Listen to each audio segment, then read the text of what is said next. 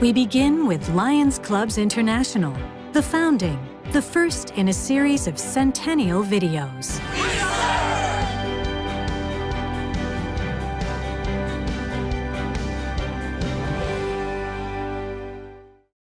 1917, a pivotal year in history, a time of immense social and political change.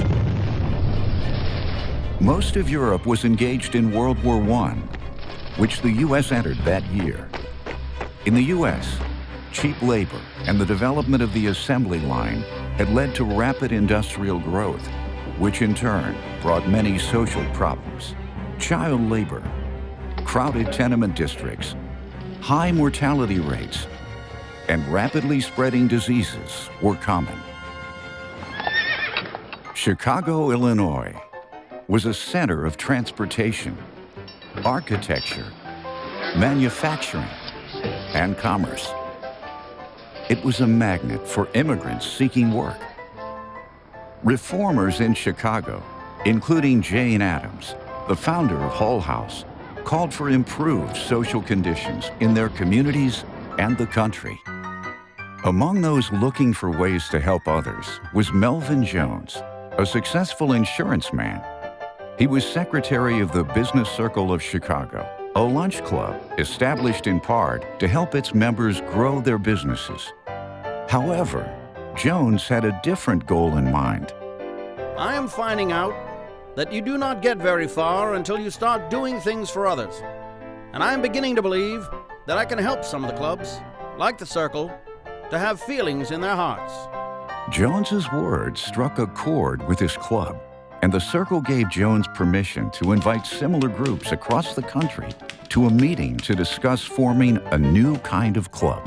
We are now seeking to make our organization international, and write to inquire if you would affiliate with us, and at some future date, we can adopt bylaws and a name that will be suited to all. June 7th, 1917. The first meeting was held at the Hotel Salle in Chicago. The Chicago Business Circle and several other groups attended. Dr. William Woods led a delegation called Lions Clubs to the meeting.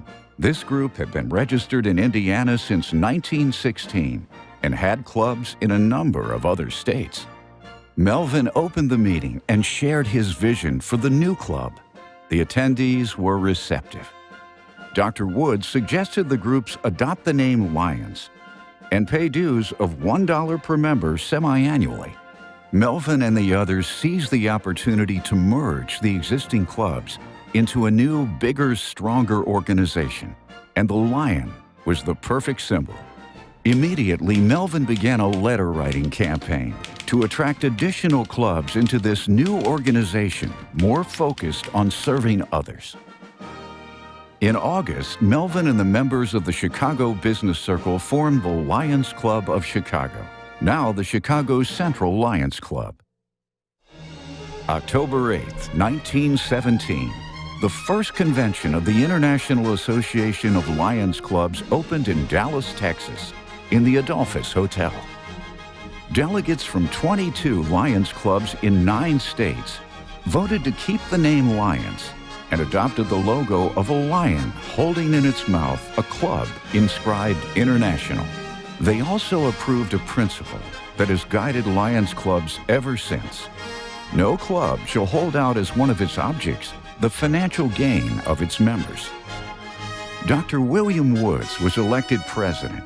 Melvin Jones was named secretary-treasurer and authorized to establish a headquarters in Chicago. At the end of the Dallas convention, the new International Association of Lions Clubs had 800 members and $72 in the bank. November 1918. The first edition of the Lions Club magazine was published. It contained a copy of the Lions Code of Ethics, which required a lion to aid my fellow man by giving my sympathy to those in distress, my aid to the weak, and my substance to the needy. It also contained news from the clubs about Lions projects for improving waterways, medical clinics, and public libraries. Lions were also active with many youth projects, including fundraisers for children's hospitals and Boy Scouts. Having fun while helping others was part of Lions from the beginning. A clothing drive for veterans led to an unusual sight of lions parading down the street of their town. By 1919, Lions had grown to 42 clubs across the U.S. with more than 2,300 members. Some of the early clubs had women members, but soon the Constitution and bylaws limited membership to men. It would be almost 70 years, until 1987, before women were again welcomed as members. In 1920, Lioness clubs were established. Many women served alongside family members who were Lions. Also in 1920, in Ontario, Canada, Lions established the Border Cities Lions Club, now called the Windsor Lions Club. It was then that Lions clubs became international.